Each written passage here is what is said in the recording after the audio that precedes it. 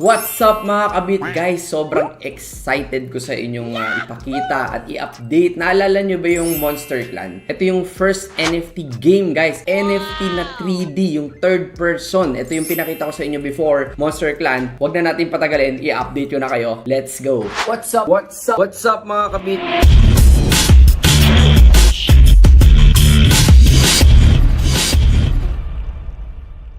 So guys, eto na, si Monster Clan. Ano na ba ang update sa kanya? Ano na bang meron? And guys, nakita nyo naman kung gaano kaganda yung graphics itong laro na to. Ang maganda dyan, pwede kayong mag-create, mag-collect, pwede kayong mag-buy and sell ng mga NFTs at saka yung mga napupulot yung items dun sa loob ng laro guys. Pwede nyong i-buy and sell sa marketplace yan. Ang maganda pa doon, yung mga monsters na yan, pwede kayong lumaban, mag-battle, and of course, mag-hunt din ng mga other monsters. Hindi lang yun, nag-o-offer din sila guys ng renting, which is etong renting na to will add more sa inyong earnings. Kumbaga guys, itong renting na to is your way for you to have a passive income by renting out their NFT games sa other players. And by the way guys, if you want, just connect your MetaMask here and you can buy din yung Mons token nila. But enough with that guys, let's see, silipin natin tong kanilang monsters. And ako guys, personally, I'm excited about this game and gusto ko talaga tong laruin, sa totoo lang. Pero guys, do your own research pa din, okay? Hindi porket gusto ko laruin, lalaruin nyo na. Tingnan nyo rin maigi guys, mag-search din kayo on your own para makita nyo kung gaano ba talaga to kaganda. And maganda ba siya sa inyo or hindi siya maganda sa inyo. But enough with that guys, tingnan natin to. Marketplace guys, coming soon na. Ayan, may countdown dito. Monster Clan Marketplace allow you to buy and sell and rent NFT items and to get successful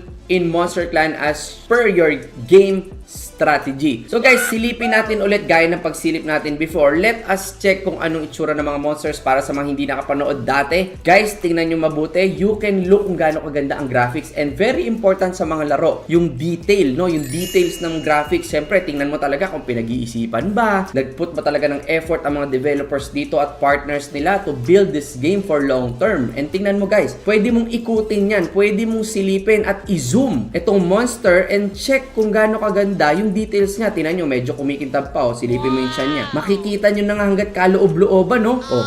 Imagine kung gaano katindi. Graphics pa lang guys. Ganun katindi itong Monster Clan. And hindi ako nag-OA dito. Ako mismo nabibilib talaga yung ganda ng graphics niya. So guys, no, para maging mas exciting itong Monster Clan na to, silipin natin yung kanilang video. Play nga natin guys.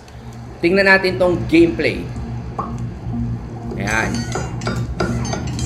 Bah, parang tunog ng Warcraft ah. Sino nakapaglaro ng Warcraft dito? Okay. So may ganitong gameplay siya. Stig ah. Okay, ata ka na ng ibang lugar. Attack now. Sige, silip. May pagka-Clash of Clans ang dating ano na. Sino naglaro dito ng mga Starcraft, Warcraft? Nabutan nyo ba yun guys? Maganda to ah. Bibuild ka rin ng mga barracks mo. PvP gameplay coming soon. So okay, iba-ibang gameplay ang nasa loob ng Monster Clan. And one, etong pinanood natin ngayon. And para naman doon sa mga hindi nakapanood ng teaser nila, sige, silipin na rin natin para mas makita nyo yung trailer. Ayan guys, tingnan nyo naman, graphics pa lang. Graphics pa lang. O, diba? Yung kanina, ibang gameplay. Ito, yung ibang way naman kung paano. User control. Oh. Alright. Let's go! Anis. Ba talaga?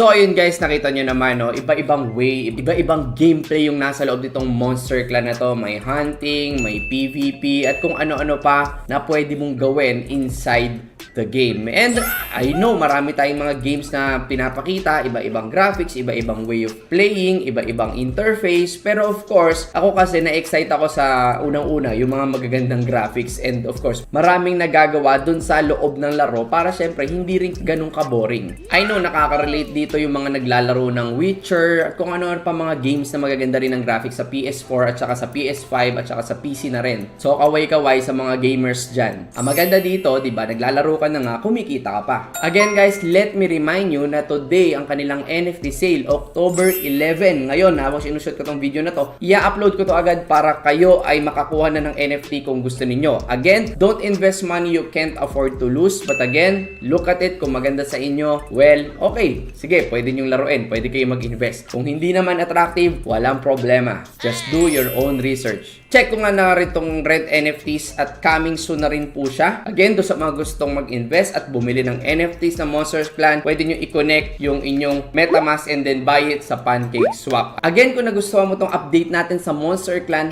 guys, well, hit the like button kung may natutunan kang bago today. And kung bago kang subscriber, thank you so much. Kung luma, thank you so much. Guys, don't forget to hit the notification bell para pag may mga ganitong update tayo guys, updated ka palagi. Maraming salamat sa'yo and God bless you.